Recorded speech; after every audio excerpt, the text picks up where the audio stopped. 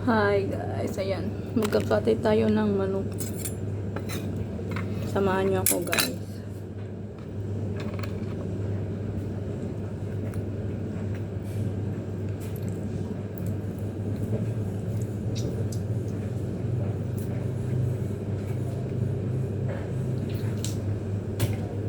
Gagawin ko siyang ginseng soup.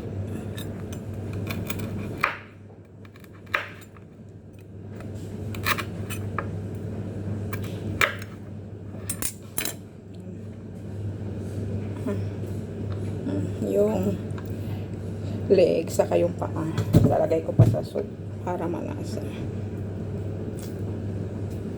Kailangan alisin yung kuko.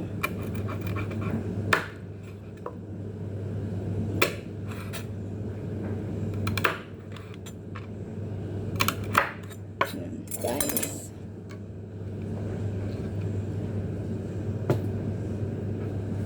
Pwede na yan.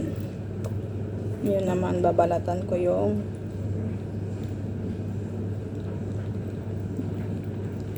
balat niya para hindi oily.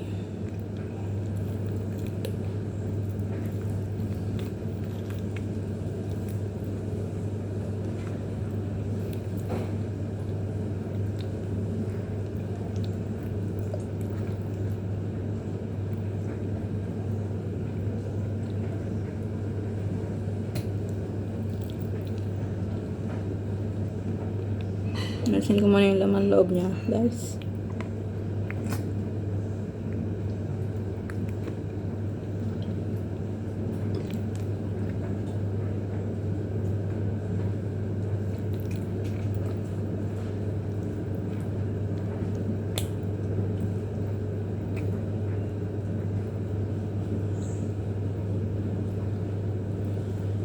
Guys, alisin ko muna yung balat.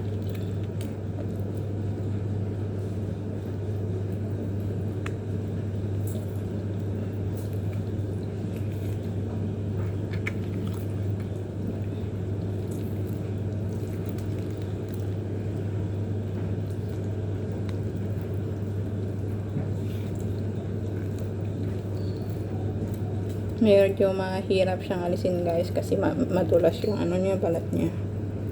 Kaya konti-konti. Kasi mamaya ito iluluto kong soup.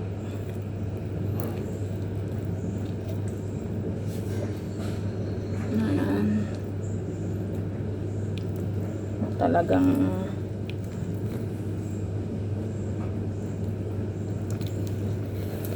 malakas ang balat to. Kasi doon sa pinag-groceryan ko walang naghihiwas pa nagbabalat doon, guys. Ano lang siya, maliit lang siya na supermarket. Kaya kailangan ikaw magbalat. Ikaw yung magtatad. Pag yung malaking supermarket, ayun, pwede kang magpaano kasi mayroon silang tagabalat, tagatadtad ng mga isda, mga manok, ganun. Doon kasi malit lang. Kaya sariling sikap tayo ang gagawa, guys.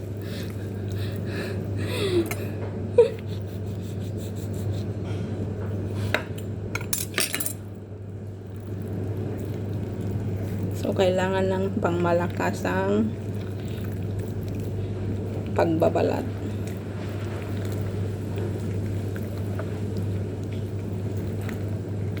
Kaya nga, dito ako natutong magkatay ng manok. Sa Pinas, hindi ko pa na try nagkatay. Kaya matututo kang magkatay dito sa SG. Buhay ng kasambahay. Ayan, guys. Madami pang babalatan sa kabila pa.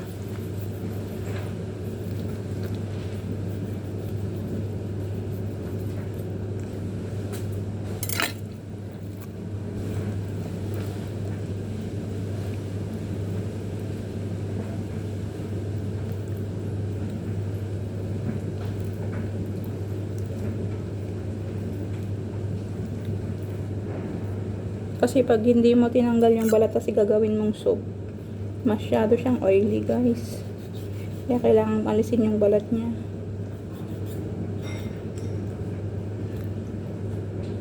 Yung iba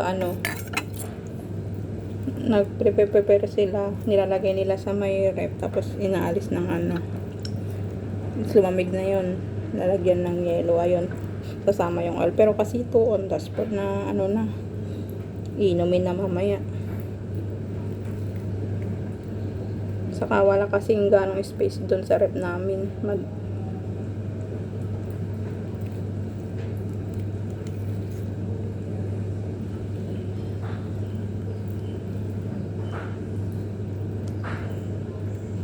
Kaya yan.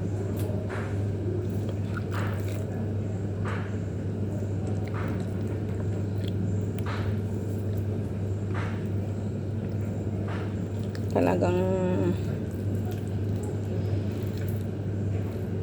kailangan ng masinsin ng pag-ihiwa at pagbabalat dito guys.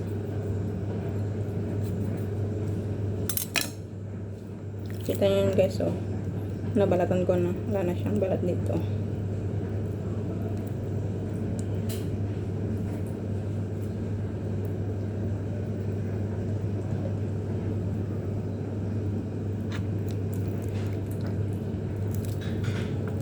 Dito guys, hindi katulad sa atin, isang putahe yung niluluto. Dito marami. Ito sabaw lang nila yan.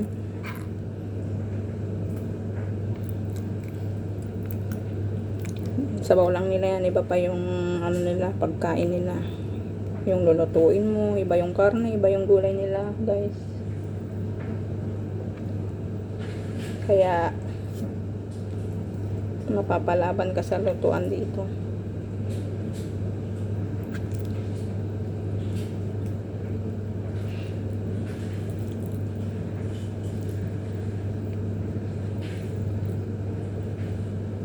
Mga nakaka-relate lang yung mga buhay ng kasambahay.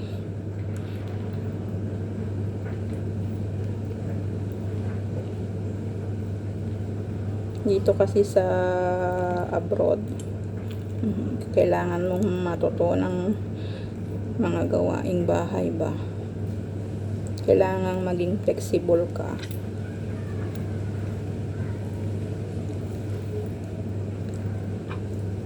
Dahil kung hindi, mahihirapan ka. Kailangan mong mag-adjust.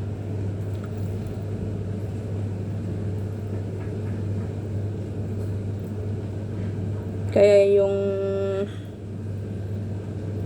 mga mag-umpisa pa lang pumunta sa abroad, abay, ihanda nyo na dahil kasama ito sa gagawin nyo guys.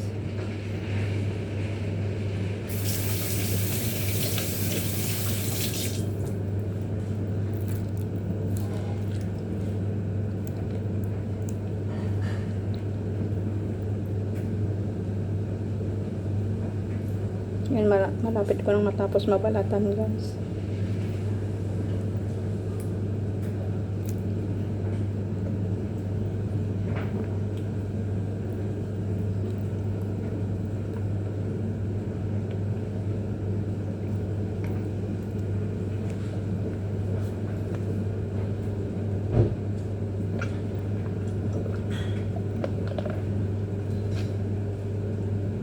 Ayan.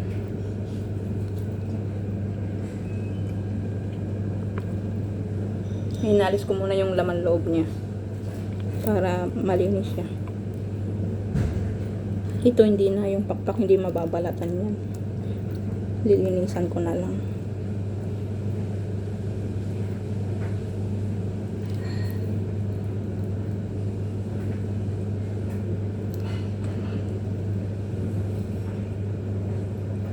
Ayan, okay na guys. Nabalatan ko na. Ayan. Diba? Talagang tiyaga-tiyaga lang magbalat. Sasalan ba't matatapos din. Matatapos din yung pagbabalat natin, guys. Salamat, guys.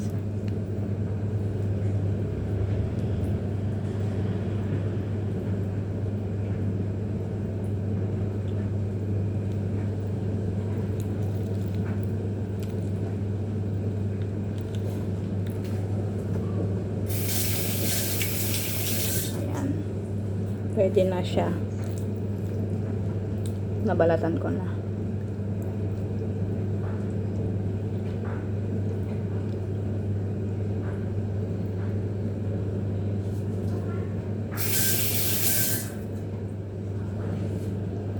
See you again in my next upload, guys.